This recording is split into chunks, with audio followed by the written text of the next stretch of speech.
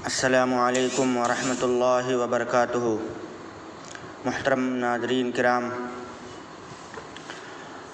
آج سنتے ہیں تاریخ اسلام کے جھروکوں سے حضرت کعب بن زبیر رضی اللہ عنہ کی انمول چادر۔ حضرت کعب بن زہیر رضی اللہ تعالی عنہ ان صحابہ میں سے ہیں جو فتح مکہ کے وقت تک اسلام نہیں لائے تھے اور کفر کی حالت میں ان سے اہل اسلام کو بڑی تکلیفیں پہنچی تھی۔ فتح مکہ کے بعد اسلام تو ان کے دل میں گھر کر گیا تھا، لیکن حضور علیہ الصلاۃ والسلام کی خدمت میں حاضر ہوتے ہوئے شرماتے تھے۔ پھر لوگوں نے انہیں تسلی دی کہ حضور صلی اللہ علیہ وسلم کی خدمت میں پہنچ کر معافی مانگو گے تو آپ صلی اللہ علیہ وسلم ضرور معاف فرما دیں گے۔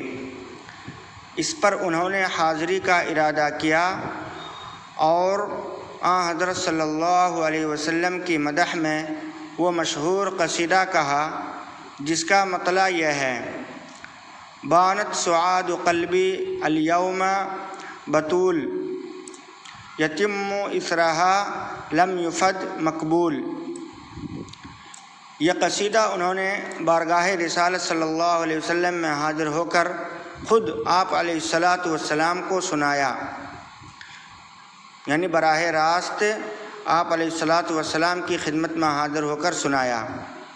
حضور علیہ الصلاۃ والسلام نے نہ صرف ان کی تمام پچھلی خطائیں معاف فرما دیں بلکہ اپنی ایک چادر مبارک بھی انہیں انعام کے طور پر عطا فرمائی۔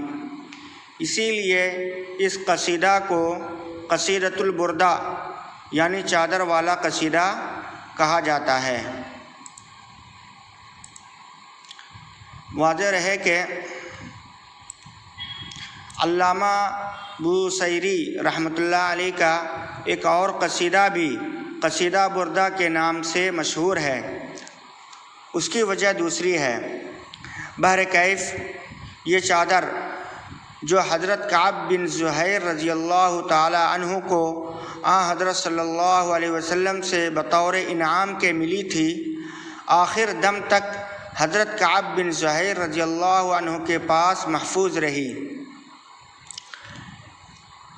پھر حضرت معاویہ بن ابی سفیان رضی اللہ عنہ نے اپنی حکومت کے زمانہ میں حضرت کعب رضی اللہ عنہ سے یہ چادر خریدنی چاہی اور 10,000 درہم کی پیشکش کی، لیکن کعب رضی اللہ عنہ نے فرمایا کہ رسول کریم صلی اللہ علیہ وسلم کے مبارک کپڑے کے مقابلہ میں کسی قیمت کو ترجیح نہیں دے سکتا۔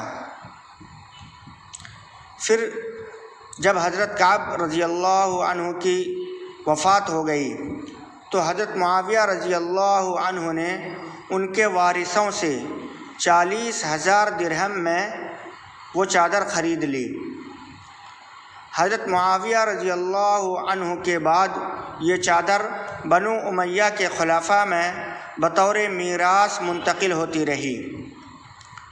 بنو عباس کے پہلے خلیفہ صفاح نے اسے بنو امیہ سے 300 دینار میں خریدا اور پھر بنو عباس کے خلفاء میں محفوظ رہی، یہاں تک کہ جب تاتاریوں کے ہاتھوں بغداد تباہ ہوا تو یہ چادر بھی تاتاری لے گئے۔